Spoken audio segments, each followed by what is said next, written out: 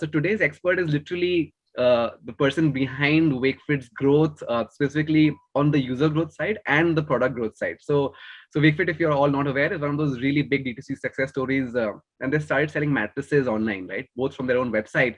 Because there was a category creator, right? Like buying mattress online in India when they, start, who would do that? Like the same way think of fans, and they sort of build that out, also scale in marketplaces. So Parasar has been leading their growth both on the user acquisition front as well as on the product. And their product, which they define, is their website, right? More than that, Parasar, when he was obviously with Wakefit before that, he's also worked specifically on the founding teams at Magic Bricks, at GoIbibo, right? So he's been in the internet domain for 10, 15 years, I would say. So he's been a veteran on that front. Been also a co-founder, founder. Understands all of us, the pain in terms of acquiring a customer and the cost it takes and not being able to convert. But more than that, I'd like to welcome, and he's also a repeat speaker from our last session, one of the really highly voted ones on the topic. So I said, okay, let's change the topic this time for Parasha to only focus on CRO, and then that's what we want to take the next 2 hours from you for doing that. That being said, two things: please make sure you turn on your video on. Right, Parasha also wants to see real faces. And the other thing is, it's a hack to make sure you are also dedicatedly paying attention. Right, this is a Saturday. And that being said, let's put our hands together and welcome Parashar on stage. Parashar, welcome to Expert. Thanks, Sharad. Thanks everyone, and really thanks the team Expert to sort of asking me to join and sort of share my experiences. What I'm going to do is I'm going to just share my screen, give you my background. And then we will start.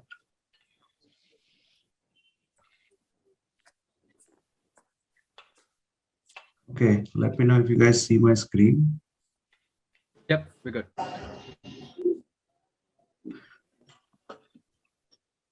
Okay, awesome.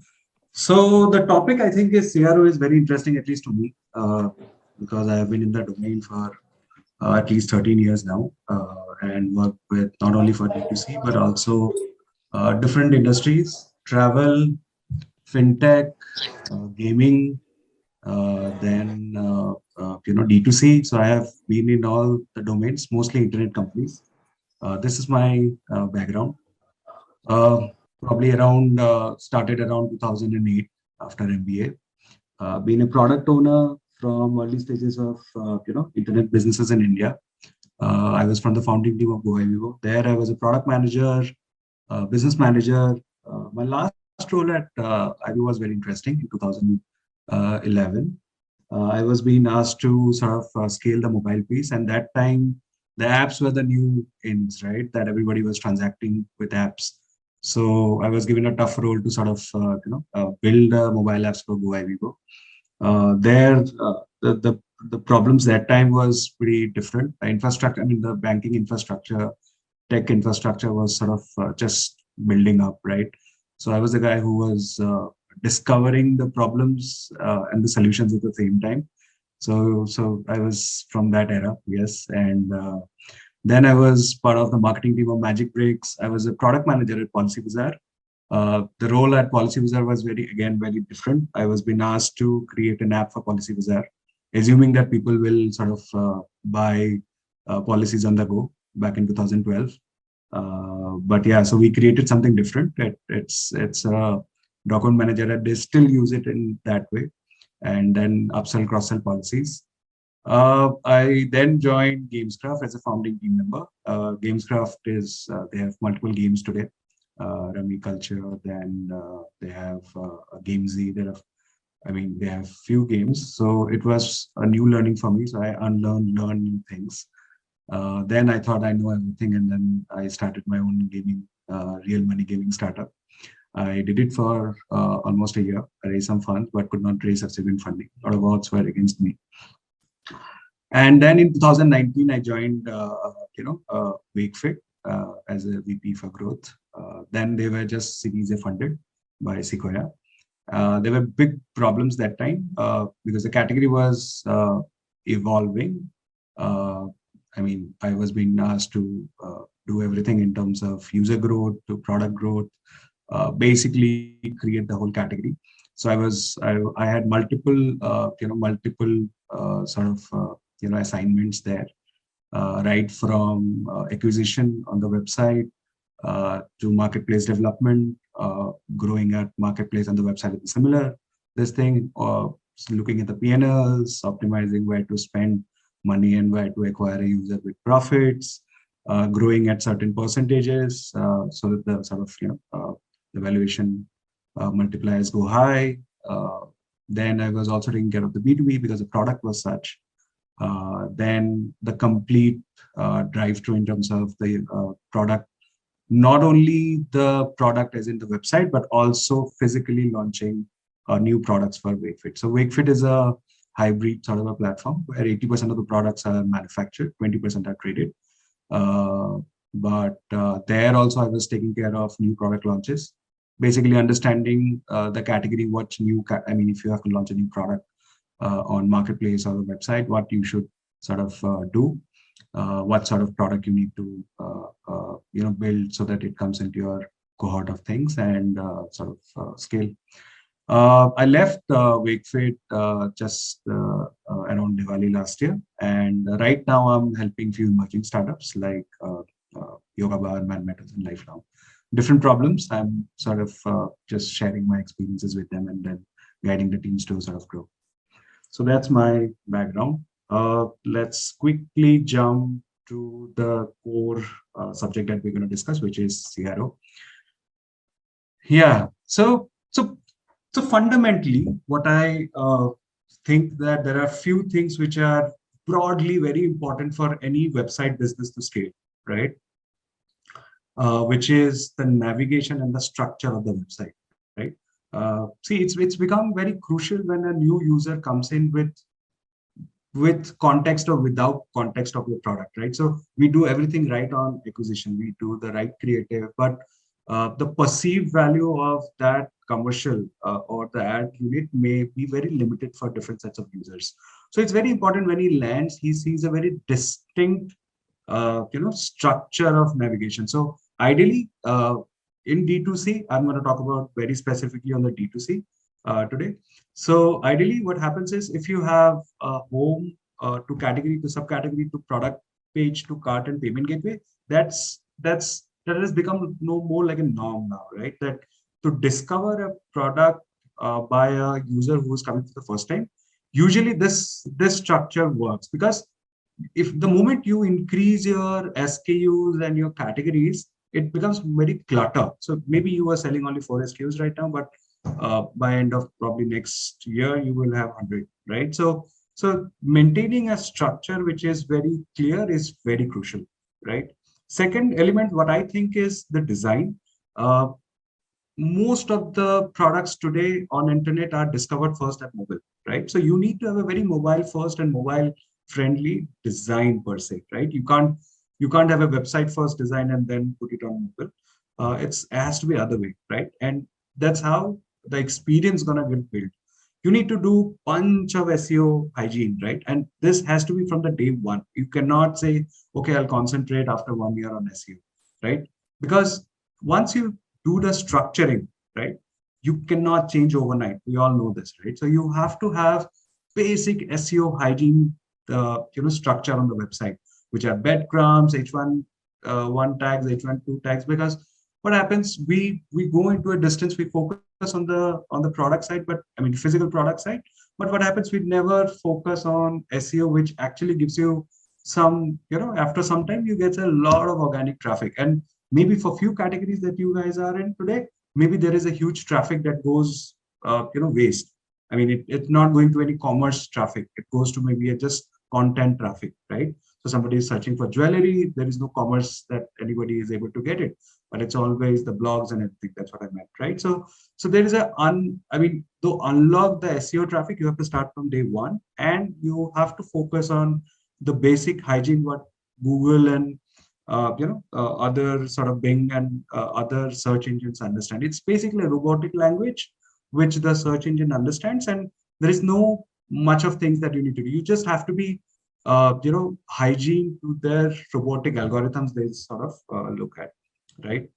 Now, what I have also understand that D2C is always about the story, right? And it's an experience that I have seen at Wakefit, that you have to talk about the product story, right? And people want to hear, because that's one of the biggest anchors of conversion, right? I have given some screenshots. Like, these are the things that we have showing. We show that, okay, uh, today what you buy at Wakefit is probably the 20th version, but when we started 5 years back or 10 years back, this was the first version, right? We show that evolution of the product, and that's the story actually customers wants to hear, right? So it's very important that we talk about the product story. You may be doing a very good job in creating the product physically, right? And this is probably the 20th version or 30th version, and you keep evolving your product, which is good for your customers. And customers also like it. But for a new customer, that story has to be shown on the website, right? And this is a very critical for D2C, unlike other tech platforms, because here people are coming to hear your product story and they want to see that, right? Some people put it through content, some people through different formats, some people just focuses on reviews and says that let the let my old customers bring new customers, and let put it through some other format. So this is one of the critical factors what I think is gonna change the conversion rates for each business, especially in the D2C category. Then the most important thing is, when you are buying traffic at cost from Googles of the world, Facebooks of the world, at much higher cost, you need to capitalize on each user that is coming in. How do you do that? Even if you're not, if he's buying X product, you have to show that, okay, there is a Y and Z product, which may or may not be useful today, but you need to have you need to show it in a way that, okay, this product is going to go with this combination, and these are the benefits that you're going to get it, right? I'll go into the depth of each of the things, that how do you want to show how it works, how we have shown it at Wakefit and it has worked, right? So this is one of the critical things that you need to show. And the last one is, of course, the social proof, right? If you are a new site, right, if you're not on marketplaces, then it's a bigger problem, right? Because a lot of people discover you on marketplaces and then come to your website. If it's not there, then then you need to have a lot of social proofing that you need to do, right? You need to be you need to publish the publications that you are being covered by.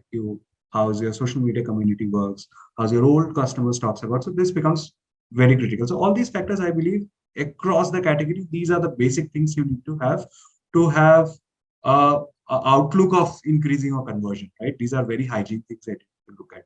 By the way, whenever you want to ask me question, just raise hands. I'll try to sort of answer. Okay, I think I have one. Hi. Yeah, hi.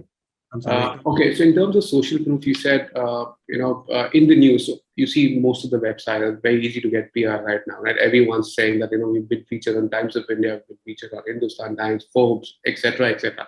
Today, it's really easy, right? To get into PR. Now, how do we do it differently, right? Putting a logo may or may not work. I mean, it'll of course work in showing some confidence, right? How do we do it differently? Okay, I've been featured in Forbes. Now we are selling India's first black water. We've got 1,000 articles on Blackwater today on the internet. Right? How do I show it? Right, I'm different than any other brand. Right. So I think that answer will come from reviews, right? So what happens is, customers want to read your social proofing with some agenda in mind, right? So if you are able to show the content of your PR in a way that there are shortcuts that he can go to, right? So, for example, if it's industry, the PR that covers your product within the industry ecosystem, then you give him a shortcut to go to that article and read. See, it's about, because everything that you read is always an agenda in back of your mind for every user, and you can't generalize, like, right? Putting a logo is of course not going to help for sure, but at the same time, you need to give an array of sort of things that he need to look at, right? So you need to give him exactly how the reviews are discovered on Amazon, right? That, okay, I want to read about this particular thing, and I can go to your PR and see, right? So that's the way. Yeah. So one more question on the review part, if I may ask. We're getting people on websites from Facebook and Google, and then we show reviews of Amazon. customers. I mean, I'm doing it right now. I've seen many websites doing it as well. This is an Amazon verified review. Will it not let customer think that मैं Amazon से ही खरीद लेता? Why do I buy from here? I would have a pleasant experience there. I don't know this brand, right? Should we have verified Amazon review? Very good question. I'll cover this in detail, probably in the third or fourth slide. This will be answered in a much detailed way. Okay. So let's wait till the third slide. Cool. Thanks. Yeah, I think more people have raised questions. Yeah, Sagar and then Mridu. Yeah. Sure. So wanted to understand the SEO hygiene, what you said. So there is always fight between SEO and UI UX. I mean, if you try to focus much on the SEO, it will hamper your UI UX. And if you focus too much on the UI UX, then you will hamper the SEO. So how you bridge the gap between these two? I think there is never a tussle between SEO and UI UX because what I talk about is a hygiene, right? I can give you an example of a site that I always admire. It's again a personal listing is Clear Tax, right? They are the guys in India who have done SEO and UI UX beautifully, right? All of you who thinks that SEO and UI UX is always, it's always in contrast. No, it's not like that. They have been able to do the structuring of SEO, which is probably 99%, which, I mean, if you go by the book, SEO book, and at the same time, they have a beautifully, user experience on the site for discovery. So what I meant by that is you can still do a lot of SEO hygiene things by doing the basic UI UX also. That's I'm sorry, what's the name you said? Name of the website? Clear Tax. Clear Tax. Okay. Yeah. They are considered to be the best in the industry in terms of skill that they get from organic traffic, plus the SEO hygiene that you can not go to any other book, SEO book, and just follow them. You will get 99% right. No, but Clearbook, to be precise, Clearbook has to do that. It is a content-oriented platform, not a product specific, if I'm not wrong. Yeah. ClearTax content is the key factor for their website. So they have to be in a way that structured in a content oriented rather than the UI UX oriented. So you can still show your product in a good UI UX, keeping SEO basics right. That's what I'm trying to mean. See, if you're trying to say that UI UX is not good and they are good at SEO at ClearTax, I don't think so, because if you're, so UI UX is an answer that comes not by you but by the customer. If they're able to get a higher funnel, conversions end of the day and keeping the organic traffic intact and growing at X percentage month on month, then they have done the right way. So that's what I think. Understood. Thank you so much. Yeah. Thank you. Okay. Parasar, should we take Mridu's call? You want to move into the slide and she can ask the question later? Or you just make sure you pace yourself because Yeah, sure. So what I'm going to do is probably let me go to the next slide. If it doesn't covers there, then I can take a call, take a question. Okay, 1 second. I think it's got stuck.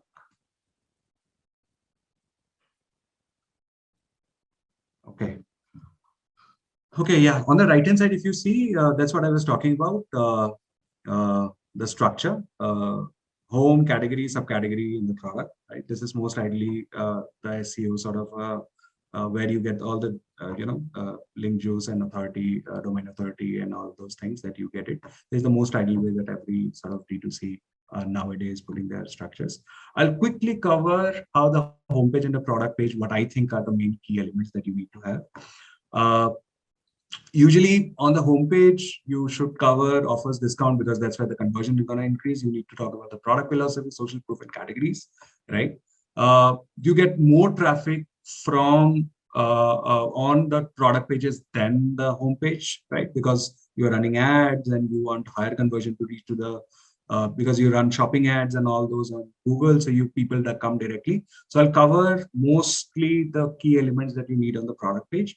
The first thing, that how do you show the image, right? Because we have done couple of A/B tests and saw that you need to have a very featured image, right? That's how your product need to be shown, especially in our category, which was a very high high AOV product, right? So you need to show one big image, and if you're able to do, and so we had 3D view on top of it, because people want to see your product in a much better way, right? So you need to have one feature image, then you need to have a bunch of product images, right, that he can toggle around, right? He need to see it from all angles, because image is your first experience of the product that he is having, right? Nowadays, what we do is we show, okay, this is one of the innovations that we have done in the category. If you go to our website, they'll be asking, okay, do you want to do a video call and see our product in our experience center? So this is what we have done, and it really worked, right? So the point is, the product experience, especially in today's environment, if you're able to give him a better better experience by visual experience, if you can get it on the website, your conversion is also going to be very impactful, right?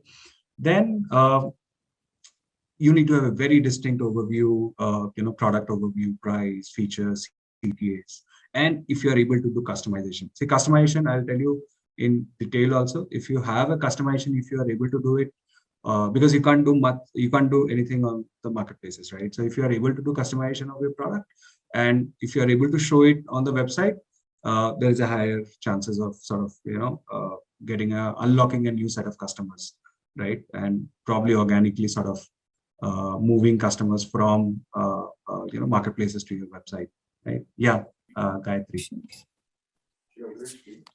Historically, what we have seen is when we offer a customization, okay, that kind of thing, then the business or the reviews, it will get affected. Whereas ready-to-ship products sells more fastly and convert more. Okay, so I don't know, I have understood your question, right? So what you're saying is, if you have a customization, your conversion drops. Yeah, because then probably customers ask, will I get this color, this design, that design, and then it leads to if suppose my customized product is getting after 45 days to deliver, then the customer is kind of not interested. Yeah. So see, if there are two things, right? One is, if he is asking too many questions, it's always a problem that he's not able to get all the information that need to be there on the website. That's the basic thing, right? You have to design, you have to really think how you're going to show customization, right? You can't expect a voice assistance for every customization, right? You need to have that product. You need to show it on the website that, okay, at least 95% of the general queries of their customization should be on the website. Second part of your question, which you said that if it becomes longer, see, he need to see the value of customization, right? In case of mattress, I'll tell you, your EDDs, I mean, general estimated delivery dates for customization is always higher, but there is a genuine need for it, right? Because he need to understand the value that, okay, you can't get a commodity which is standard on marketplaces for your product, marketplaces or your website. You are giving a service which is beyond standards, right? Which may take time. So it's about how do you pitch that at the customer. Yeah. Okay. Thanks. So yeah, so product description is the key for one of the elements that you need to have on the product pages, right? So you need to be very distinctive what you are sort of showing, right? Every description of your product, he cannot bounce back. So you need to be very precise in terms of the descriptions that you have for your product. Reviews, upsell, cross-sell, and chat. This is very important, right? For being alive on the website, because there are thousands of people which are coming to your website. You need to have a chat, maybe a bot if it's too much, or maybe a maybe a missed call number for your call center. But it's one of the things that is very important, that there is somebody to assist for his queries, right? If you have a very limited team for chat and click to call, maybe some other bot can help you. But you need to have this feature for higher conversion. Then there are key enablers, right? What are key enablers for conversion? So this is what we have learned at Wakefit. when somebody is buying your product, your delivery is one of the drivers. Delivery timelines are one of the drivers for conversion, right? If you look on the right-hand side of the screen, you will see that when I put my PIN code, I've been shown that what is the delivery time on the website, right? Exactly like how you see it on Amazon. This is one of the key things that we have learned, that, okay, right on the product page, when he's just in the middle of, buying the product and making the decision, you need to show him when he's going to get the product delivered, right? Then the second, I'm sorry, I'm going a little fast because there are a lot of things to cover. Then, okay, this is very important, right? Uh, in order to drive traffic organically from your marketplaces and other, discovery channels, we had created few, product-led benefits on the website. These are like 100 days free trial for your mattresses. And this we have tried in 2018, right? Um, and people who are buying our mattress on marketplaces, they are not able to get this feature. So there is an organic shift of traffic that happens from marketplaces and they buy on our website, right? Because these are not price led. These are very feature led. Somebody who's buying a mattress and getting 100 days free trial and no questions asked return, why will not buy? And then there's a custom order, right? Thankfully, India is so sort of fragmented in the mattress sizes. It has unlocked for us. Tier 2, tier 3 was unlocked through custom orders, right? You can actually create your mattress size as per your bed on our website, which is not there on the marketplaces. So you also need to think and create those anchors, which are product or service led, which are not there on marketplaces, right? So that you get traffic which are very high intent traffic from marketplaces and convert on website. Then there is a personalization around selection and visibility, right? So I have given this example. If you see on the mattress PDP page, which is product detail page, we are saying that, okay, give your neck support it needs, and 74% of the mattress buyers seek a good supportive pillow. This actually came from the data, right? That, okay, 75% of us on mattress goes with pillow, and we just put it on the screen, right? Saying, was if you are buying a good mattress, you also has to buy a good pillow, and not you, almost 75% people are sort of buying it, and it just increases our pillow conversion, right? I think now it has gone to 80% plus, right? So this is one way of putting it. That is very critical. Then the another enablers are price, review, payment gateway flow, which I will cover in details in the next slides, right? So yeah, so this is very interesting, right? So now, like I said, you buy a lot of traffic from Facebook, Google, influencers, a lot of traffic coming in, but the conversion is only sort of 1%, 2%, or whatever it is, right? How do you get these non-buyers, right? This window shoppers, you get their credentials. So one way that we tried is running surveys, and it works both ways. You get feedback from non-buyers, which are very critical, that what you need to build for non-buyers as well, right? You understand the gaps of the product. At the same time, you still get their credentials. So by asking questions, in the end, you ask their email ID and mobile number, right? And you can store it somewhere, and you can then communicate with him in the longer run. So imagine if 99 people are not buying, you still have their 50% people have given their email ID and mobile number. At some point of time, you are able to communicate. So this is very important, right? To sort of get their credentials and connect with them and engage with them in the later stage. Then banners. This is very important. When the concurrent traffic of, say, X traffic comes to your website, he takes a lot of time on the website, right? They sort of keep asking, they understand, okay, you have put everything right, and then they sort of, are not converting, they sort of bounce. So it's very important that you create small banners on the website, which will help them to go to features that are there on the product page, which helps. I'll give you an example. If you go to any product page, mattress page on Wakefit, it will, if you spend X time, it will suddenly show it will suddenly show a banner which will say, okay, taking time for you to convert.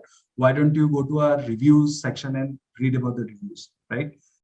Then if you are then still not able to convert, then there will be a pop-up which will come and say, okay, still not able to convert, look at the delivery timeline. So you need to create stage by stage assistance on to increase the conversion on the website. You can do it through different sort of tools on the site.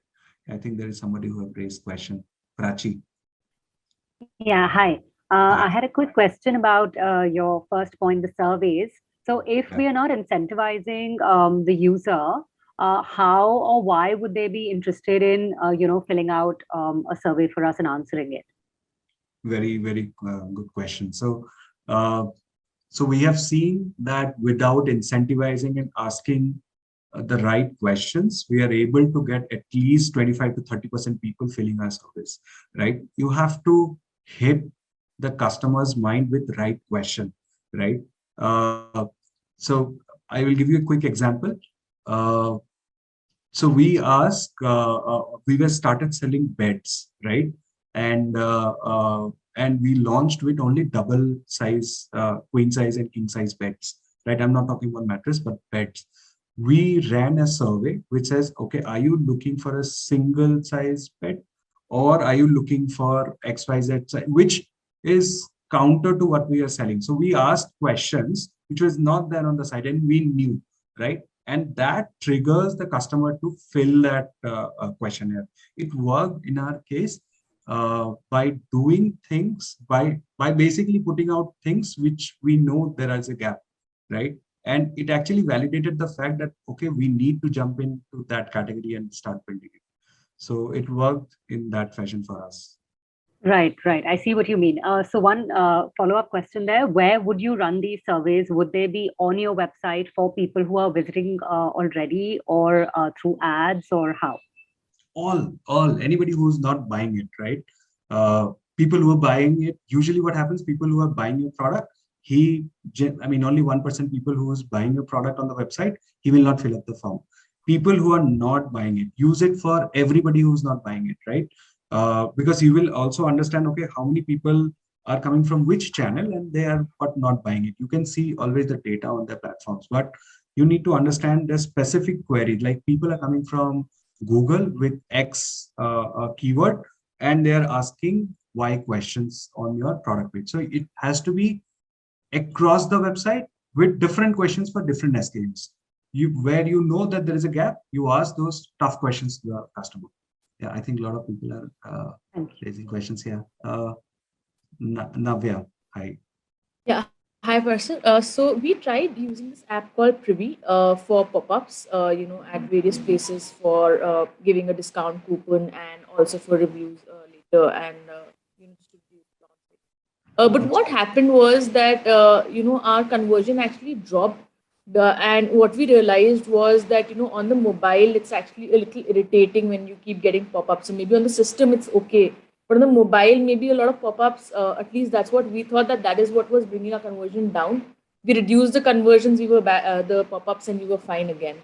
So was that a Privy problem, the particular app problem, or is this a problem with pop-ups on mobile phones? Or is there a particular limit or have only these many pop-ups? Otherwise, it might just trigger the customer against us, actually.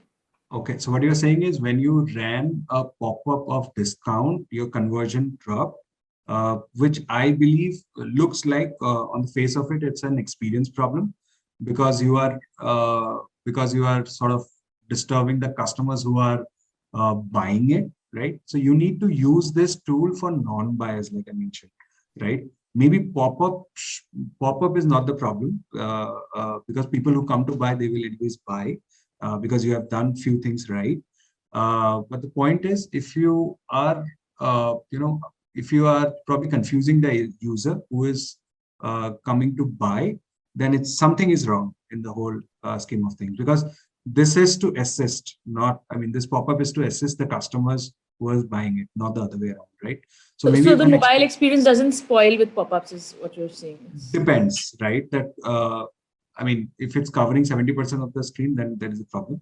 If it's not, if it's 10-15%, I don't think there's a problem, because everybody, I mean, every site, right? Even Swiggy's of the world also runs pop-ups, right? But it's always to assist. If if you're facing a problem, then you assist with the pop-ups.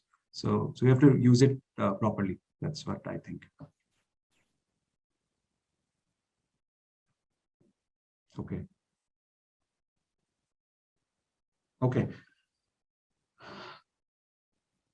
Yeah. So I mean, next point is the touch. I mean, like I said, right, that how do you sort of touch base your non-buyers with, like I said, 99 people who are not buying it. How do you sort of get in touch with them and give him contextual information at right timelines, 5 days after his visit, 10 days after visit, and you continuously nudge. So you can't, of course, do it with ad hoc campaigns through your tool, right? So there need to be there are a bunch of tools on Shopify sites. There are a bunch of tools. Otherwise, if you are not on Shopify, that you create your bounce traffic through notifications, emails, SMS. You create that calendar, right, based on whatever product you have selected, and you give him periodic nudges that, okay, there is a no, not always the content has to be about the discounts. It can be about the product changes, right? Like we used our traffic that is bounced because we know their questions right from first point, which is surveys. We use these guys who have said that, boss, I don't find this product. When we launched, we sort of we sort of informed that, boss, you were looking for this because we had their questions and their credentials. We sort of send email and notification and said, boss, this is now live, and there is a huge conversion that happens at day one. So using those surveys and then converting plus your concurrent traffic which is bouncing, informing them with periodic nudges is going to increase your conversion, right? The last point, I think it's a little advanced when you do all these three things first. And the fourth point is, if you're able to do a personalization of the website, right? This increases conversion by, probably 3x, 4x, right? That, okay, last time I came, I looked for, a wardrobe. Now, when I come, the website changes my next visit because I may not be a buyer at first go. A lot of people don't buy, I don't know about the category, but at least products which needs experience, they don't buy at one visit, right? They do multiple visits. Every visit has to, be more smarter than his last visit, right? You have to, because you know about his last visit, you need to customize your website, and there are a bunch of tools to do it, right? It has to be smarter communication. You cannot just plain vanilla website for everyone, right? You have to talk about, okay, from last visit to this visit, there is something that changed in the product. There is X happened to the product. There's a price change that happened to the product, and then you will be able to sort of increase the conversion of the website from those customers. Quick one, this thing that we have innovated at Wakefit and really worked was rewards. Now, what are these rewards? These are basically a basket of coupons that we have got from Mintras of the world, First Cries of the world, a lot of Lenskart of the world, and what they give you an exclusive coupon. We have created a basket of these coupons, and we named it as 8,000 rupees or 10,000 rupees coupons, which we have got it at no cost because we are helping them to sort of convert, right, their users from our platform. So they are just giving an exclusive coupon. There is no commercial agreement between these brands and Wakefit, right? We have created this bunch of coupons and we give it to our users for free with every conversion. Interestingly, we did run A/B test and we saw that there is a 20% increase in our conversion, especially for smaller products like pillows and bed sheets and everything, where there's a low AOV. There is a huge increase in the conversion because they value Myntra 300 rupees product pretty high because they're getting it for free. You are getting it for free, and it works amazingly for the customers who are buying the product, right? Okay. Okay, 1 second. Yeah. So now coming to the most critical lever. Yeah, somebody have raised a question. Jitin. Yeah, the last bit, can you please clarify? Are you saying you give your customer some other company's coupon? Is that what you were saying? Yes. So if you go to Wakefit, you will see something called a reward, which have bunch of coupons, like it's like a coupon dunia within Wakefit, right? Where you get coupons of all online stores. And we sort of we directly contact these brands and get their coupons on the website, and then sort of basket this and give it to all our transacting users. Whoever is buying a Wakefit product, he gets this bunch of coupons. I guess we could do it with the expert community here. I'm sorry, I didn't. I guess we could do it with the community here. Absolutely. We have a session next week, just as a plug specifically on brand collaborations. So how can brands collaborate with each other specifically in the community and outside to share, exchange audiences? So that's a great point. That's actually a session only detailed on doing that soon. Yeah. Okay. Yes. Parasar, I think there's 1-2 questions in chat, and I think one specifically around because we have some in the cohort which are luxury brands, right? And for them, discounting and couponing things it's like a dilution of their brand. What is your take on how can they leverage things for which are not massy or high premium products, right? What can they do? Sure. The question is, if you're not showing discounting of the product, how do you show the value of the price? Yeah, maybe Karuna, you want to ask that question directly? If you want to unmute yourself, I think you put it on chat. Yes, hi. So, we are a brand that does not want to discount our products because that dilutes the brand. We are a handcrafted label. So doing things like discounting or adding discount on checkout or showing coupons is not like the vibe of a brand and a design. So what are the steps we can take to optimize conversions? Right. So see, not showing discounting is, I think, is a very fair call because it's a premiumness you want to show along with the product. I think there are different ways of showing, right? So I have seen in the last, I think I forgot the name of the site. They have beautifully shown the value of the price. How? They have shown what is the breakup of their manufacturing cost. They have shown what is the RPM cost, right? They have shown what is the logistic cost. Then there's also showing the profit. I know that's not the right way that we show it in India, but they say that, boss, see, our margins are thin, and this is the RPM cost, and this is the value of the product, right? And they also show that competition sort of prices at the same time, right? They say, okay, we are selling this product because there is a XYZ cost that goes to different departments, and we take this much, and this is what you get with get from the product, right? So I'm not saying that discounting, because my experience of selling mattresses, because it has become a commodity, right? You really can't do much of the price because buying mattresses online has become a commodity. So price was happens, and that's where we have to play with the discounting. But I think, in my view, there are multiple ways, like I said, about showing the value by showing the breakup. It can be one way. Because the objective is to make the customers understand the value, right? That you are buying a product which is of this value, and he understands that, okay, maybe discounting is not something that you wanted to show, but there is a cost that is going back in terms of creating this, right? So this is the way I think. Yeah. Yeah, Karan, I think Parashar's point is more like, people in India, everyone's value conscious. It might not be discount conscious, but you need to communicate that value for them to understand, as opposed to someone else, how you are delivering that for them to basically push them into making that purchase. Yeah. Okay? Cool. Thank you. Okay. Yeah, Aditi, I think Aditi has a hand raised up. Okay. Hi, Aditi. Aditi, unmute.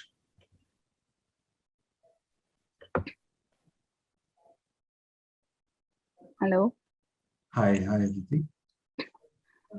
Can you hear me? Yeah, we can hear you.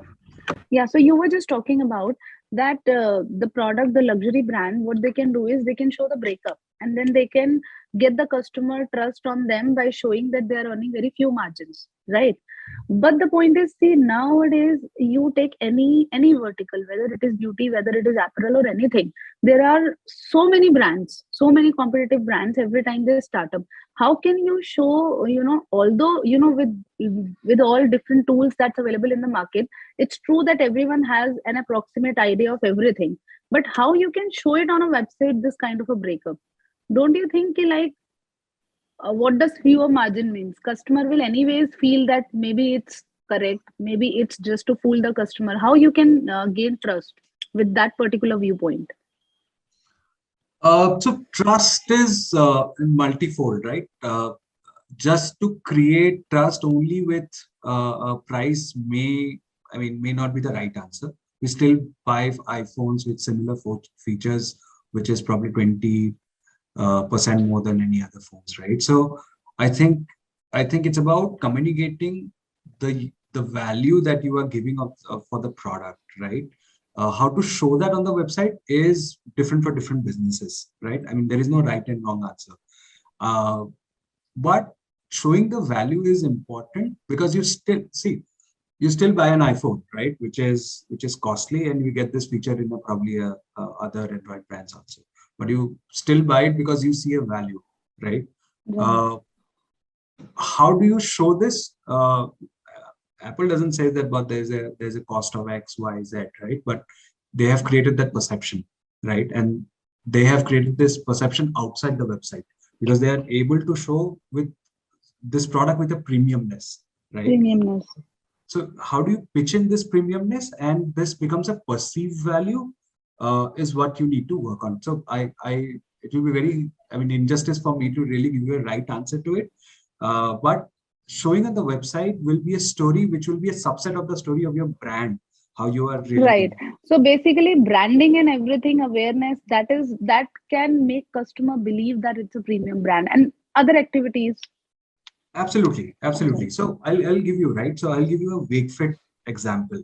So Wakefit perceived value is, if I have to define it one line, it's a 20 to 30% better product at 20 to 30% lower price, right? Okay. Now this perceived value is built with probably a community of 15-20 lakh people who have bought this, and over a period of 2 years, and they were derived from reviews, which is my next review.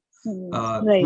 When people have said this, and they are able to acquire we are able to acquire new users with the with advocacy of old customers, where it sort of boils down. So this perceived value of 20% better product at 20% lesser price is the brand value that you are able to do it, right? And then if it should have been the other way also, it would have been shown as a value. If you are communicating this on the website, fair enough. It's probably, like I said, it's probably happening for your brand outside. You don't know how to show it on the website. So this answer comes with the customer understanding it better, right? So that's the thing, right? Now I'll quickly move because there are a couple of more things that we need to cover. Perfect. So reviews, right? So reviews is, for a D2C, reviews is the most critical driver, right? Because you get X number of traffic from Amazon, from Amazon, from Google. You spend a lot of money, but reviews becomes a key enabler. We realized it very long back in 2017-18. We really focused on reviews on our platform also. Sorry, is there any question? Yeah, no, we just unmuted her. She was sorry. Yeah, she unmuted. No problem. So this becomes a very critical driver for your growth, right? So we focused by generating reviews for almost all SKUs, right? And we have a machinery to generate reviews, right? And trust me, there is not a single incentivized reviews that Wakefit does. There is a bunch of people, which is probably number 300 right now. The machinery works in a way that there's a new product launch. There is a playbook that we follow. We keep asking the customer for good product review, and then the reviews have been either on Amazon or our website. And we created this, this 2 lakh reviews that we have, I think 2.5 lakh reviews across the platform. We created a library on the website, right? We have created on the right-hand side, if you look at it, we created this library that people who come to our platform, they can neutrally decide the product decision of buying and non-buying it by exploring the reviews from across the platform. And there are a lot of A/B tests which has gone to this this way of representation of reviews, right? That okay, if somebody wants to read bad reviews of Amazon, he doesn't goes out of my website. He's there on my website. He can read every SKU's review, even the bad ones, and he creates a decision there, right? So it works in two ways. One, you are giving a platform. He gets a trust. He gets a understanding of the product by not going somewhere else of buying, right? I think there was a question also. He is able to read the bad reviews also on the site, and he's sort of able to read all the platforms, right, from Amazon to Google to Flipkart, everywhere he can read it here. And he's able to see videos also, right? If he wants to see the video of the product or the image of the product. This really worked immensely in our conversion, right? Yeah, I'll just take your question in just 1 minute, right? So this works fantastic in a way that your two things really work. Our time spent on this widget, time spent on the widget has increased, which eventually has increased the page time spent. Our engagement from this stage of the funnel, which is a product detail page, this is on every product detail page, right? And this to the further down the funnel, the conversion is increased.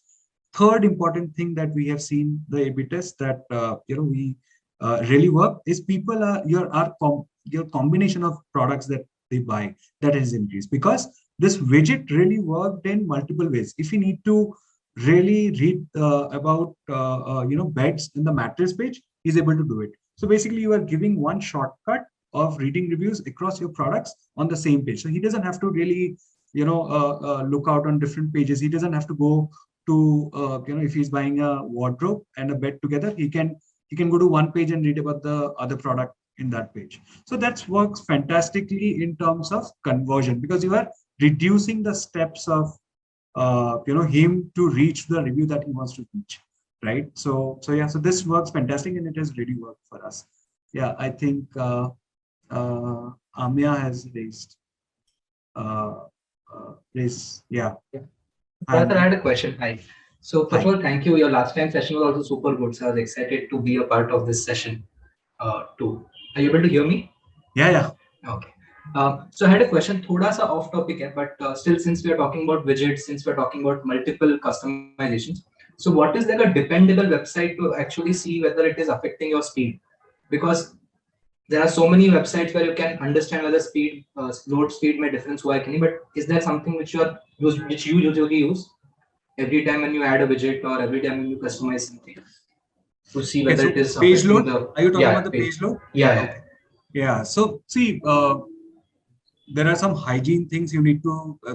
There are first thing is you need to have a very fast website. I mean, that's given, right? If people are coming to your website, he can't wait for 2-3 milliseconds to just load one content, right? There are a few hygiene things now. The stack has really improved, right? There are a lot of new technology which has come in, right? People do lazy loads, right? In fact, in our website at Wakefit, because we have an internal, we don't use any Shopify or anywhere, right? We created our own sort of website on multiple services sort of written to it. So we really invested. There is a 150 team tech team which we sort of have, right? So so experience cannot be at the cost of content, right? That's always sort of that's always has to be taken care of. Second is you can do bunch of things to balance it out. One is you can do you can optimize your images as per your devices, right? You can on the website you can have different size of images and videos of your products as per your devices, so that your website sort of have a good experience on that device. So you can do those customizations. Second is you can do lazy loads, right? Which improves your loading speed. Then you can do you can remove the services, all services. If you have your customized website, right? Like, okay, you on delivery, you can call it. So all these services can be on the, can be on the lower side. What I mean by that is when there is an ask, you don't call the services right on the load. You can sort of do this when there is an input happens. For that, yeah. Right? Yeah. So answer is tech. You need to invest on tech, of course, because tech is something which you need to have on the website. If you're focused on the website business, tech is something which you need to focus first. Second is content, not at the cost of experience. So you need to balance it out. Am I able to explain? Sure. And do you depend on any particular third-party tool to kind of check the website load speed, or probably that's a technical teams? So there are a bunch of tools, right? So so Google Index and all those tells you the right this thing, right? So it's important that how do you optimize for your 80% of the traffic that is coming from the device. So you need to really bucket this experience. If you are able to get, that all this data is there on the Google Analytics. Go and see that, okay, which all phones with what sort of combination of RAMs that you get traffic. Then if you ask a tech guy, he will know that, okay, I need to create this stack with these config for your 80% of the traffic. So get at least 80% traffic that is coming to your traffic, because you know the devices that you are getting, right? So if you're able to optimize for 80%, then the answer is there. Sure. Thank you so much, Parasar. Okay, thanks. Any other question? I think Zulkar had a question, but maybe he's raised his hand lower. Is it answered, Zulkar? Yeah. No, actually, I wanted to see the screenshot real time. I went on this website and saw it. It's beautiful. Yeah. So I think what the screenshot which Parasar has put on terms of looking at the reviews, if you want to see a detailed view, just go to the website of Wakefit and you'll see what. Yeah, it's very nice. Awesome. Okay, Jiten, Sanyog, and then Jiten. Sorry. Share the plugin, it will be great. I mean, what's the name of the plugin? I can't hear you. Can you speak? I think Parashar's question is more like, is there a plugin I can use to get this done for myself? But I think it's a tech team development. Yeah. So if you invest, like I said, website is a tech investment, right? And it's ever evolving. It's not that, okay, you get one time right and you can just go home and sleep. No, it doesn't work that way. It's about how do you give the experience. So like Amazon, right? They keep doing user experience better from time to time, right? So if you really ask me this question, there is no plugin, and there will be, you always have to do beyond a plugin, right? Because you are understanding the customer behavior and you keep evolving and innovating every time. So I think you can use a tool, but if you have to give a good experience, then you will have to build it in-house. Yeah, I want to ask, is it important to respond to every review, whether it's good or bad? Ideally, yes, but this is a library. We don't, so on the website, if you are getting a review, in our case, it was less because we always focused on marketplace reviews. But yes, we do sort of respond. It's critical, even if somebody is giving a bad review, we have to address it, irrespective of social media or marketplace or on the website. At least you are able to understand the customer's query, right? So every review, if you have a customer care team, then it's important that they sort of answer that, right? Because not answering is a bigger crime than not answering, basically. So even if it's a good review, you suggest that we should respond. It will come much, no? So see, if it's a good review, then basically just have to say thank you. It's all template, copy paste, right? Okay. But the objective is that if somebody is, but you have to focus more on negative than positive, right? Because what happens is, it depends on the quantum of the reviews that you are getting, right? If you are on a smaller scale, it's better that you sort of engage with almost every customer. But if it's disproportionate, the reviews that you are getting versus the team that you have, right? Then it's not possible. Then you will always focus on the lower side, which is the negative side.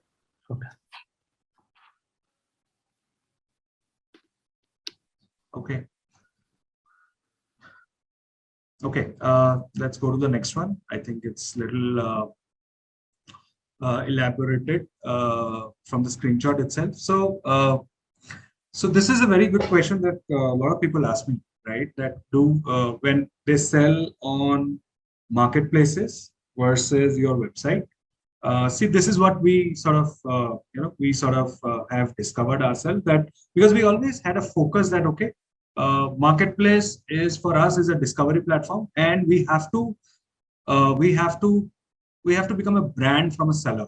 So we always, from 2018 end onwards, or probably early 2009 when we joined, we had a very clear focus that was, at some point of time we'll have to become a brand from a seller, right? And that journey comes from a very critical point, which is called price, right? Because this is one of the drivers of conversion on the website, right?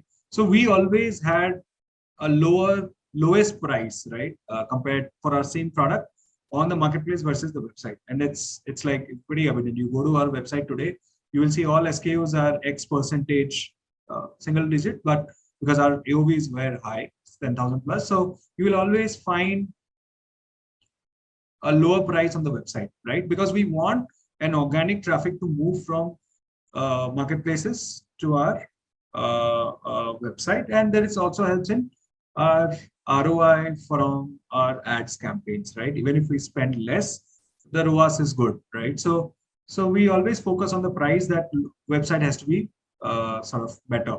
Plus the features that I sort of focused, right? That, okay, on the marketplace, you don't really get the product-led and service-led features which are there on the website. Additionally, the price was always a key hook, right? For any when it becomes a commodity, right? When you become a brand, so you have to keep getting your traffic coming into your website because you've invested in the website, right? So price becomes very important. Then the second, how do we show price? So answering a few questions before. So we were in the category which is a budgeted category, right? So like I said, people have perceived us as a 20% better product at 20% lesser price. And how do we double down on this, right? So what we do is, if you look at the right hand side on the price, right? So you see 3 prices. Even if it's in fact, if there are 4 prices, it's with bank offers, it's more further discount. So we show a MRP, we show a regular price, then we show a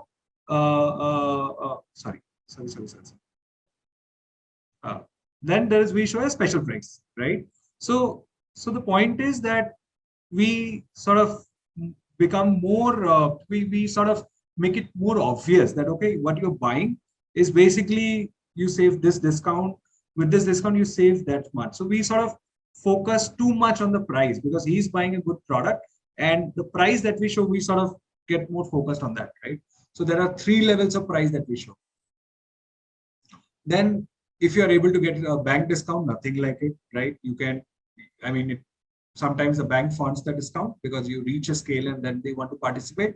So in your discounting format. So with bank offers coming in, it becomes more cheaper, which somebody else is funding on the website than the marketplaces, right? So your conversion increases furthermore, right?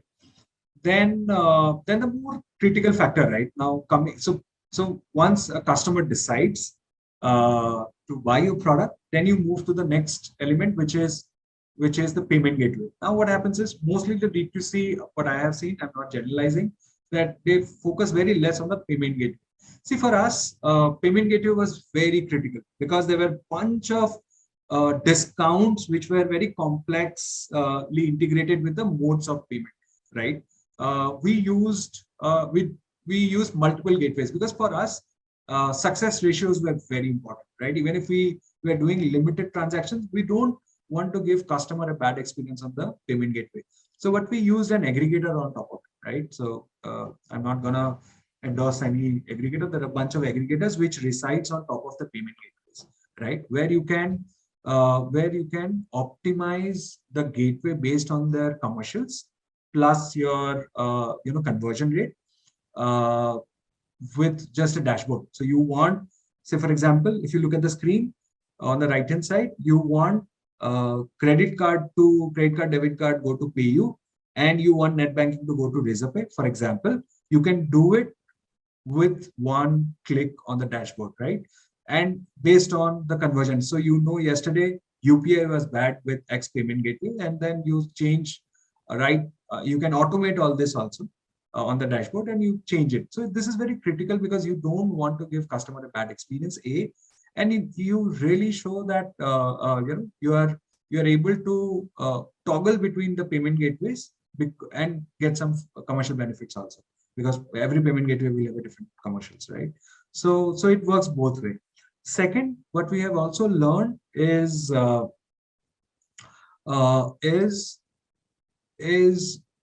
bringing new modes of payment. If you look at Bajaj, then we have like pay with rewards. These are very new payment modes, right? We have buy now, pay later. Why we have invested time and energy to build this and integrate with them? Because we were able to unlock bunch of new customers from tier 2 and tier 3, right? We were really taken a surprise when we saw that, okay, by opening a new payment mode, our conversions improved because we were able to unlock a new customer segment, which were not comfortable in doing it from this. Or maybe that, if somebody who's having only Bajaj Finance card and he is transacted online, right? Or maybe he has moved from, in the second transaction, he has moved from COD to sort of online, right? Which gives us an validation that, okay, by innovating new modes of payment and the whole process, optimized process, we are able to increase the conversion on the website and probably unlocking a new bunch of customers, which increase my pie overall, my customer pie overall. So these are the learnings that sort of, work immensely in our payment gateway process as well, right? Yeah. So I think, yeah. So any questions, by the way, on this? I can answer. Okay. Hi, Mamta. Hi, Mamta. Hi, Parasar. So we recently onboarded Sezzle, I think about 4 months ago, as a buy now, pay later platform, and got access to their user base. We also saw that progressively Sezzle's AOV has increased over time. Now we are also getting approached by other buy now, pay later merchants like Zest Money. What is your opinion on having more than one on the website? Because of course, the lure is there to get, as you mentioned, another user base. But from a consumer's point of view, would they want to see 2 separate buy now, pay later options? Because both have the same, offers. Actually, the answer is yes, because there are a certain number of customers who are already been subscribed to these buy now, pay later options, right? I'm not sure who have the highest number right now, but if a customer is already have a wallet which is running with their with that platform, he will prefer that, right? So it does help with multiple modes on the platform. So yeah, it works, Mamta. Okay, nice to know. Similarly, even with credit cards, we have Razorpay as our overarching credit card payment gateway. But then we also get approved by FreeCharge, and that gives us access to Axis Bank. So the point I'm trying to say is, I got your opinion on onboarding another buy now, but should I also then actively evaluate the other payment gateways and see what value they bring? Because I was thinking it could be an uncomplicated gateway. Yeah. So to answer that, like I said, there is an aggregator on top. There are a bunch of aggregators now, right? I can name the largest, which is JustPay. So you don't have to really integrate with Razorpay or FreeCharge. I think you said FreeCharge, right? So you don't really have to integrate with them. You can just do a paperwork with them and integrate JustPay. So JustPay is integrated. I'm not saying JustPay is the only one. So I'm just saying that they are the largest. So you just have to sign papers with these gateways, and you can take calls at which one to activate, which one not to activate on your platform with just from the dashboard. And there are 2-3 parameters. One, you have to look at the commercial that they have. You want to get the cost benefit from each gateway for each mode.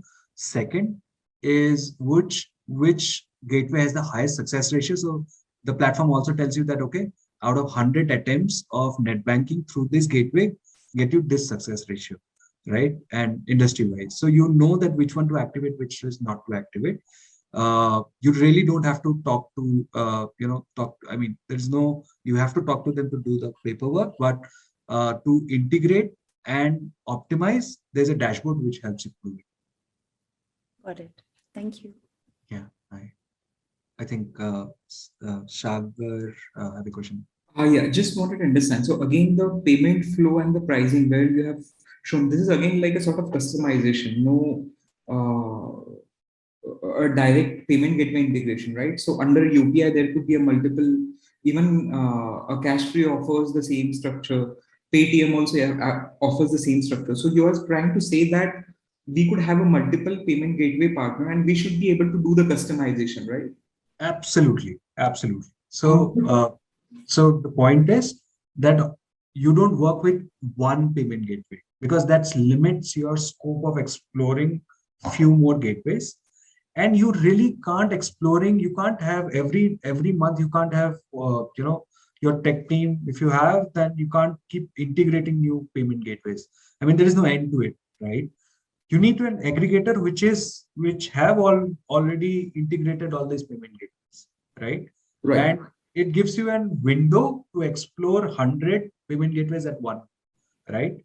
And you just have to activate, deactivate, which just in real time, with just probably switch of a button, right? So it gives you that leeway to play around based on the success ratios on the website, based on the commercials on the website, based on the native experience on the website. So this data sticks to you because it's an aggregator, it's not a payment gateway, right? Like just pays of the word. So you can, it's not going directly to one payment gateway, but it is with the aggregator, which is basically coming to you. It's a white label solution that you use. Right. So what we have seen actually, the pricing or the review, the most of the part at the Wakefit is the sort of pure customization.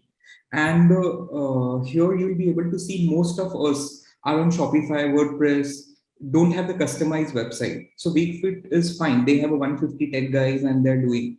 But people like us to get into that tech team development, it's a long-term activity. So do you have any sort of widget, sort of apps that could be integrated, or your recommendations? Do you have some expertise into that? Because doing this level of customization surely needs the not only a coding wala person, it needs the UI UX person, it needs the analytics person. It is not a job of a single person to work on specific structure. Okay, so I think there are two parts to it. One part is, do you have a app on Shopify or other? I think WooCommerce, and there are different platforms.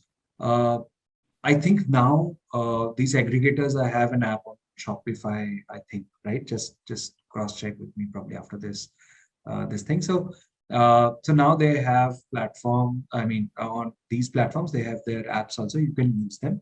I'm not sure all, but I think few already have. But second, more fundamental question is that yes, it's a customization. These platforms will never have, they will never able to, you will never able to do this customization on a Shopify site. That's always going to be there. So you will have to really, compartmentalize your efforts and money and everything, right? That, okay, I need to focus on getting traffic and conversion on the website. Then these are the 5 basic things, right? You can have a mixed site with few pages on Shopify and then few pages on your site, or maybe and people may do it with very basic conversion. I mean, very basic website, which is not on these platforms, and then they integrate these things, right? But there is an investment, and there is an endless process of optimization for your user experience. But this is something which you genuinely sort of say, okay, this is the time that I need to focus on, and then you start conversion. See, if you will know the P&L better, right? You will know that, okay, if I'm selling on marketplaces, I give my net margins are less, right? So, and future, I want to become from a seller, I need to become a brand. So then you start investing on tech plus the stack that you need to on the website. So I think the answer will organically come. Okay, thank you so much. Thank you. And also, Parasar, I think just to jump in, while you want to take a time check, one of those 2-3 things is while Parasar is giving you 5-6 ideas, there's also the idea of prioritizing which is first versus which is a later wing, right? And then it's not about doing everything; it's about understanding what first thing you should have a very quick win for doing. And I think maybe Parasar, while we have 3 questions, you want to first get them to do the exercise, and then we'll take the questions. Yeah. Yeah. So I think why don't you send this Excel sheet to everyone? Right. So what I have done is I have created a grid like what you see on the screen, and there is an Excel sheet that sort of you will get on probably on an email or something, right? Where all these enablers of your website conversion, you need to put this in 2 formats, which is one priority and then potential. So now you understand that, okay, which for your business, which is have a higher priority and higher potential and higher importance, right? And as per that marking that you decide for your business, you need to put this in this grid, right? That, okay, I have a higher potential enabler, but at the same time, I put this and importance wise, I put this less because I have my tech problems. Like, I cannot put this. So you basically then create this impact versus efforts grid. After you fill this Excel sheet, you should be able to maybe on a piece of paper, just write it that, okay, 5 things or 3 things which are quick wins for me, which are basic fill-ins that I still need to do. Or maybe I'll pick up 3 things which are major, high impact and high efforts. And there are 1-2 things which are thankless for me as per my business, maybe a price or something for a luxury brand, right? So you know this grid by understanding these enablers. So I think you should have got the Excel sheet by now. Just fill that and probably put this in an piece of paper. Just put the projects there, and then I'll take up the questions. Yeah, so just to reconfirm what Parasar is sharing is we've put a link of the document in this chat as well as in the WhatsApp group. It's sort of a Google Sheet document. Just make sure you copy the Google Sheet document. There it sort of helps you think through or prioritize for your conversion efforts on your website. What should you double down on first? What will have the highest impact, right? It's something like a impact, confidence, ease framework for you to sort of think which are your quick wins. And then there's this grid which Parasar has shared. And that's a grid you might want to make on a piece of paper to understand what should I focus on first and which I can ignore later. And that's on a piece of paper we would like you to work on. So the next 10 minutes, we want to sort of take you to spend time towards doing that. Right, Parasar? Yeah? Yeah. So any questions? 5-7 minutes. Any questions? Yeah. Okay, 5-7 minutes. 5-7 minutes while Parasar can take questions and people are hand raising. But you can mute yourself, reduce the volume if you want to work on this. So take that time parallelly to start building on that sheet. And then you might have questions again on the sheet which you want to ask Parasar, who's available right now, to sort of answer that. Yeah, sounds good. So I think if sheet is clear with everyone, please start working on it. Meanwhile, Parasar, you can start take questions. I think Kushali is first. Yeah. So everybody got the sheet. Can anybody say who have not got the sheet? Yeah, anyone in chat who hasn't gotten, it's clear. Yes.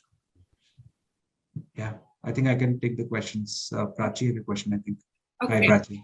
Hi, Parasar. Hi. So this is regarding CTAs, not really the payment gateways. So now if we have on the product pages, normal add to cart on Shopify and the normal process, and we also have a one-click checkout, say via express lane. So would you recommend having these 2 options, or would you think that would confuse the customer and we should just have one CTA on the product page?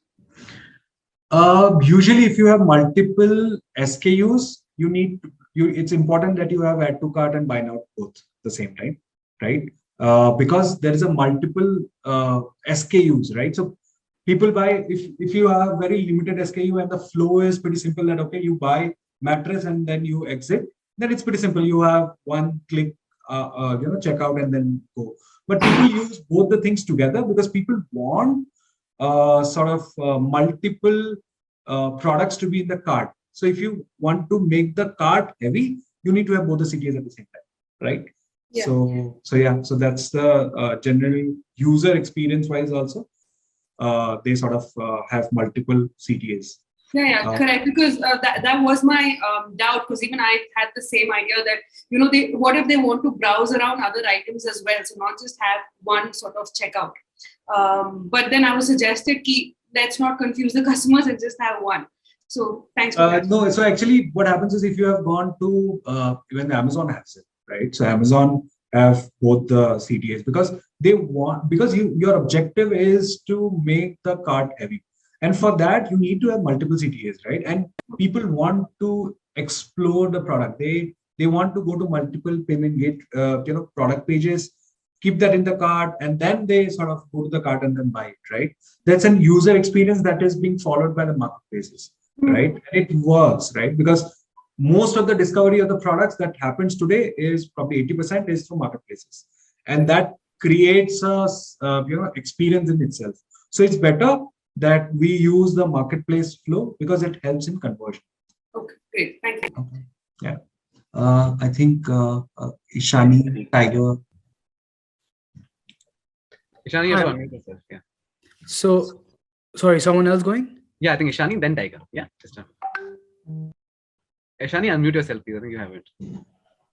Yeah. Hi. Yeah. So my question is, are you suggesting that when we run ads, do we move our audience to a separate landing page or to our website?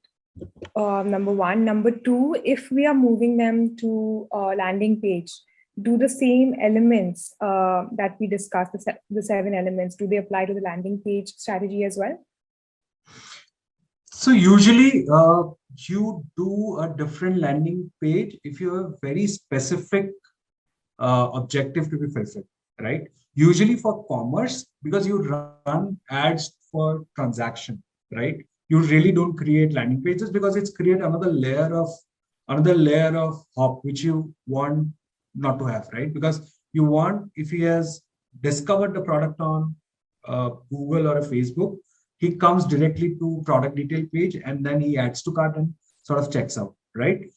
Usually you create landing pages when you sort of say, okay, no, you don't like the product, then why don't you give me credentials, or when we had deferred purchase or it's out of stock, that product doesn't have out of stock. So you really don't use landing pages, separate landing pages if it's a direct commerce. That's first. Second part, you said that, okay, do you need to, even if you have a landing page, all these elements work? Yes, it does. Because you are buying a traffic, you need to have all those placeholders to get their experience plus, your engagement, right, on the web, because you don't want them to just become a window shopper and you don't have their credentials. So it's important that you have all those enablers, even if you are having a landing page in the whole transaction flow. But ideally, you should not have a landing page if it's a transaction flow. You don't want to have another hub. Yeah. Great. Thank you. Okay. Yeah, Tiger and then Amaya. Yeah. Oh, sorry. Hi. So I'm just going to go back to when you started the conversation. If I understood this correctly, you said that your company offers a 90-day free trial. Is that what you said? Yeah, 100 days free trial. Yes. So you're dealing with quite a large product right now. If the 100-day free trial is going on, and if someone indeed does not like the product, then how do you basically take that? Like, I guess you take all of that into your cost, right? But it's kind of hard for nascent brands to give some of those things because we anyway kind of struggling with price, right? So giving a 100-day free trial, one, you don't know if your customer is going to use your product the right way. Then do you really get into an argument with the customer if the product is returned in a bad way? So how do you kind of take that into account? Like, I'm just like using my head, like with your product. Yeah. So I'll give you Wakefit's philosophy. Wakefit's philosophy, because we have that trust that we build a good product. Now that's something which is given, right? That's first part of the thing. Second is we want people to use, because it's an experience product, right? I can build a super class mattress, but it's a perceived experience, right? So unless the product is sort of because the nature of the product is through experience, right? You sort of want them to use the product for a longer time, right? Because it's not buying one sort of wardrobe, which is you buy it and keep it. You don't experience it. Mattress is something which is you sleep on this every day and you feel good about it. So it's the core of this was to make the customer experience a product. That's the baseline. And we knew our products is good. Interestingly, Wakefit have a very single digit returns, and we don't get into argument with them, especially in India, because I know India is very dynamic, right? People can use it for 90 days and get the money and then order again. For lifetime, they don't have to pay for a mattress. Interestingly, right? But never happened with us because the maturity of the audience that we sort of have, plus the confidence, people don't really return because it's a very high. Because of two reasons. One is it's a high value product, right? Second, the involvement is complete household involvement, right? It's not like a t-shirt or something that you return, like fashion at the highest return, right? Makes sense. And second is it's an experiential product. You really like the product, you want to stay. You really don't want to play around with it, right? Mostly the returns are because of XYZ returns, single digit, because the size was wrong. So yeah, there is a complexity in mattress that, okay, you don't know the size of the bed. People think they know it's a queen size. So queen size have 7 sizes. King size. But I get what you mean. Yeah. So people return only because of that. Another question on this, like, you were talking about, I mean, the conversation is predominantly in CRO, right? And I think I've asked this question earlier, but I'll just ask again, is do you recommend any CRO tools, or do you recommend companies working with CRO agencies? Is that a good budget to allocate? I've been looking for like tools who can help you out and stuff like heat mapping and stuff, but I haven't been able to find a plugin that can go into a Shopify website where you can get that information. So my basic question is two, part A is that should one invest in CRO tools or a web or a service provider? And number two is when should a company do that? So the short answer is, if you have now you have a fair number of transactions happens on marketplaces, if you're on marketplaces, and you want to now start the journey of giving you the experience on the website, first thing is tech development. And after the tech that you have created a stack for your on the website to give an experience, you need to validate this through different CRO tools. It's an investment you must have. If you have invested in the tech for your website, how do you cross-validate this, right? Your conversions are not increasing even if you spend X value. So these tools are the validation tools. Where can we go to find out what tools can help out with what? So we use a lot of tools. We use heat maps, we use session recording tools. Right. I'm sorry, I can't name those tools. I mean, I can tell you offline, but I don't really want to, in a public forum, I don't want to sort of endorse anybody. But we had 3 tools for CRO, which helps us because we've invested. The answer is, if you have invested money and time, then these tools will help you to validate that and really pinpoint where is the problem, right? So if you are investing 90% of the money on the tech platform, on the website, I agree. I completely agree. And 10% has to be some validation. No, so you need those guardrails. So these are basically the guardrails to sort of give you an answer if you are going in the right direction. Yeah, I agree. I think maybe I'm speaking for everyone, but I'm sure that everyone is quite excited to get to know what and where can we find these tools. But there are tools on all platforms. We can connect offline and share. I appreciate it. Thank you very much. Thank you. Any other questions? Yeah, may I ask a question? Yeah, so Parasar, I had a question on this whole A/B testing bit, right? Because it becomes super tricky.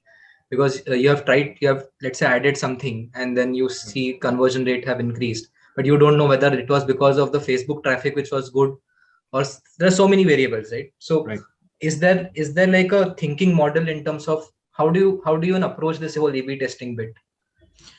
Right. Seasonality becomes one more factor. Yeah, it's a philosophical and situational question. Sometimes what happens is you are in such a hurry and excitement to launch a feature which will change numbers, and you sort of you really don't want to do an A/B test because it's a counter. Something can really contradict your whole value system, right? That okay, I have created something, but I do a A/B test and it is tested negative. Then there is a big problem, right? So So the point is that you have to first, okay, this is something which I am sharing from my own experience. A/B tests are always, please do this after you build something with your own conviction, right? A/B tests should not be done on a MVP, should not be done at the stage when it's not done. Because see, if you have created something with time, money, whatever resources and everything, then you have done it with a conviction. Please go ahead with the conviction, right? A/B tests are always at the stage, we have done this at Wakefit, always at the stage when it's validation, that okay, is this the output that we have predicted out of this or not? If there is a A/B test which says that okay, output is lesser than we anticipated, then we do some changes, right? But please do not do A/B test before you sort of with an MVP or something, because the tests are always going to be negative. This is something which has come from my own experience. But yeah, the right answer may be different for different businesses, but it's very important that you have done something with conviction. Go ahead with the conviction, even if it's wrong. Your A/B test should be at the stage when it's when it sort of testifies your output. So yeah. So for example, this reward page, right? So I know it's going to be a lot of work to talk to multiple people, get good brands on board, and then we don't, because there is no direct correlation, right? Because there are so many variables. Suddenly Facebook works well and you get good audience and they convert well, and sab mehnat karna Facebook screws you up. So because there are so many variables, but I get what you're saying. In the end, it is probably best practices karte raho. हाँ, मतलब बहुत important है, because if you drop doing things from conviction and you want to test before you doing them, then you are not able to execute everything, because you are in a growth phase. You have to keep experimenting, but not at the cost of validation. Validation can come at the stage when there is a validation of effort, right? But your conviction of doing experimentation, that should not get happen, right? That comes from my own experience. I'm just sharing. Yeah. Thank you so much. Thank you.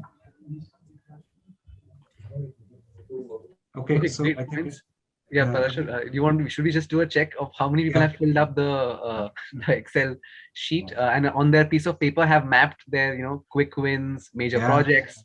Can someone give us a thumbs up reaction or any questions on that? Maybe you want to ask Parasar, please raise your hand.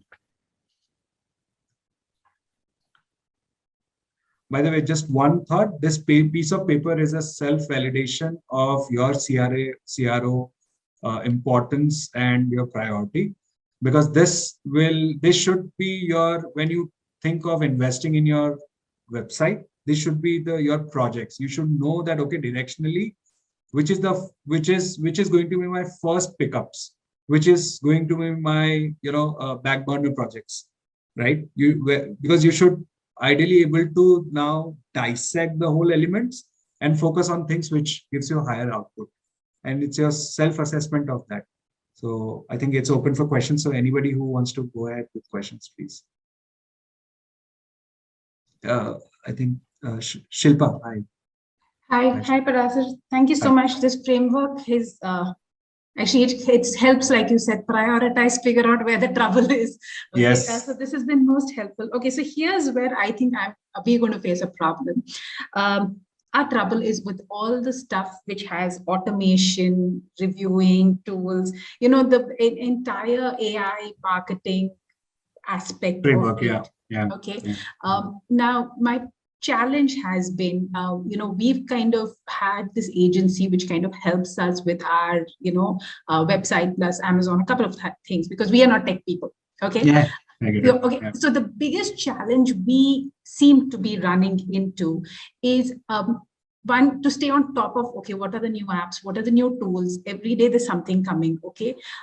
So we're now trying to find someone who can do this in-house, possibly even liaise with the agency, but to find someone in-house. Now, finding the right talent, okay, for non-tech people, is there any guidance recommendation that you have, saying look out for a few things or whatever, some language which kind of helps crack this, because we're doing everything else okay, not saying we're doing anything great, we're okay on the others, that we have people who can manage, but this whole AI automation is really where we're struggling. Yeah, so I think let's keep it simple. You need to find the talent if you are hiring in-house who have spent some time in understanding the digital consumer business from really close lenses. Somebody who has not only ran ads, right? Somebody who has built maybe a little bit of product side, right? Somebody who has worked on the digital products in an internet business. This guy who has been in an internet business, for them, funnel optimize is the core of everything because it's an e-shop. There's no physical shop, right? Somebody who has spent time in tech businesses and somebody who has little bit of product understanding. So this guy will know everything because I have been a product manager in internet businesses. So for us, every user is lost money. So somebody who understands the consumer behavior in a tech business, mostly from a product side, if you're hiring in-house or maybe an agency who have done similar experience, internet business with a product experience, then they will sort of have the best yardstick to get the ROI for you. Thank you so much. That's helpful. Thank you. Sagar, Mamta, and then Abhishek. Yeah. That's it. Just wanted to understand, there's a concept of Google AMP pages for a better conversion. So wanted to understand your input on that. Yeah, so AMP is mobile accelerated pages, basically, right? Accelerated mobile pages. Yeah. So there's a specific design. You can use tools to get AMP. Forget about website. AMP now is on emails also, right? You can interact AMP pages on emails also. So it's critical to have AMP pages, right? There is not much of things that you need to do. You just have to use a tool. It's auto corrects the content stacking on the website as per the AMP, but it's very critical to get higher traffic from Google bots. I mean Google search engines, the search engines for on your mobile, and it helps you in organic searches also, right? Your listing improves. Right, and these should be focused on the product pages, not on the other pages, right? So across the website, you don't have to really. So there are extension tools. Go to Shopify and just probably Google it. You really don't have to do much. It's just a plugins that you need to integrate. If you are on a different stack, then the different problem. But now there are tools to do AMP pages. You don't have to do it. You can do it for the whole website. Larger the page, better it is. Yeah. Perfect. Thank you. Thank you. Mamta, Abhishek, you have 2 minutes. Yeah, one question I think a lot of us have also discussed within groups, Shopify or WooCommerce. We are on WooCommerce and we are scaling month on month. Sometimes we run into tech issues because there's so much custom coding going on. One thing interferes with another, then website comes down. So, is it a clear-cut answer? Is it a clear winner that Shopify is a better platform than WooCommerce? I think this answer is really difficult for me to give. But I understand, which is maybe why I have not got this answer. Yeah, I can give you one this thing that 2 points actually. A lot of Shopify has the largest in India numerically largest number of D2C businesses in India. That's one. Second is because of that fact, a lot of tools has moved to Shopify first. So they have a larger larger Play Store and larger number of plugins on Shopify than WooCommerce. So I think it becomes obvious for that reason because one is higher. So it's like Amazon versus Flipkart. Amazon, because it has moved to that distance, so the connected ecosystem has also sort of evolved. So you have to decide which one is better. I can't really It's a comment. good thinking point. I get it. My next question, quick one is, what's your opinion on tip tiles? Which, for example, Nykaa uses on their category pages, clickable, thumbnails.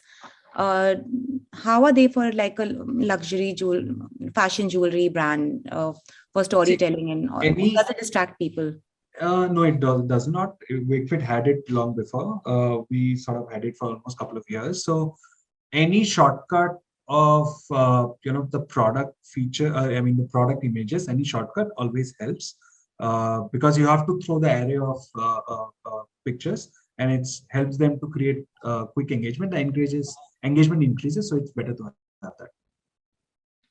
Yeah, I'm sorry. Okay. There are a lot of questions. So yes, so I think we have to still stop at the last 2 questions maybe. So Abhishek first, because we've already crossed time at 12. So I want to make sure. And other people just put your question in chat and Parasar can see and decide if he wants to answer that. So Zulkar and Gaurav, yeah?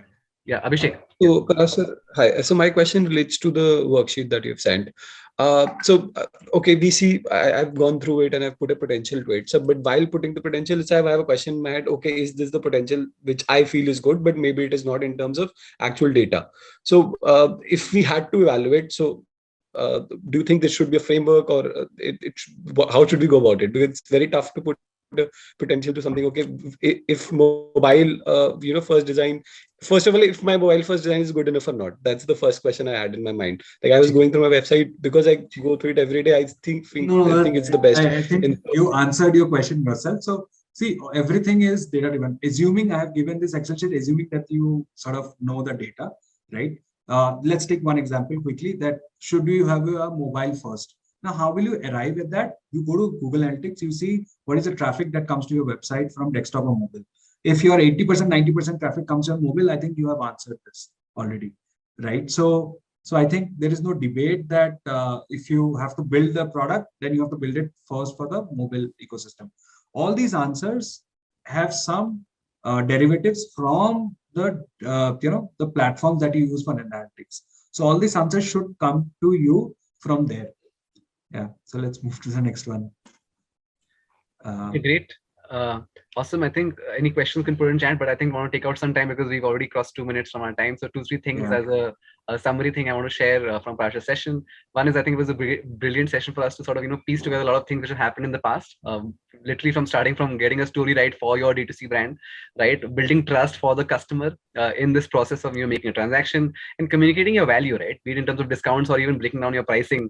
And one of those key actions that she shares is, okay, having differentiated pricing from marketplaces to your own website. And how do you communicate that without tipping the line with a marketplace is very interesting for you to think through. One of those things which I saw again and again hearing, okay, yes, can we have a tool? I think the way to think about this might, and I think Parasar would agree, is you can have a tool to start off with, but as in when you scale, it might make sense to sort of customize that for your own self, right? So it also depends on what scale are you at currently, and then use tools to sort of build MVP on hypotheses that you might have, and then sort of think about a customization journey. So again, I can't thank Parasar enough, but 2-3 things around this also is, Parasar, I think you want to add something more before we say thank you to you before. No, I think I have covered everything. So just one thing, I think you guys are, whenever you really have to focus on the website business, please always keep the tech in top of everything, right? And there are tools which will validate whatever you are doing right or wrong, right? So the tech first approach will always help you to scale on the website. I think that's the basics.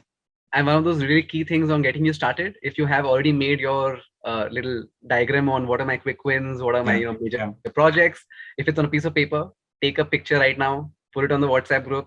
It is scientifically proven that it makes you more accountable for delivering that, and you're holding yourself accountable to the rest of the cohort for doing that. So if you do that, we can take another 2 minutes, take a picture, put that on the thing. That being said, Jacqueline, can we have our own background music while we do that? So to thank Parasar. So while we have a next session also specifically on getting advice for your D2C brand. So there's a growth challenge shared in the group. Spend time thinking about the growth challenge because that will be very valuable, because you want to take exclusive time only to discuss your business and get ideas. So that being said, unmute yourself. You put our hands in front. Parasar, if you remember, you can join us. It's our way of saying thank you to you. So unmute everyone. I think I don't see unmute people. We do countdown between 3, 2, 1, and then we do go team. Okay, ready? 3, 2, 1, go team. Go team, everyone.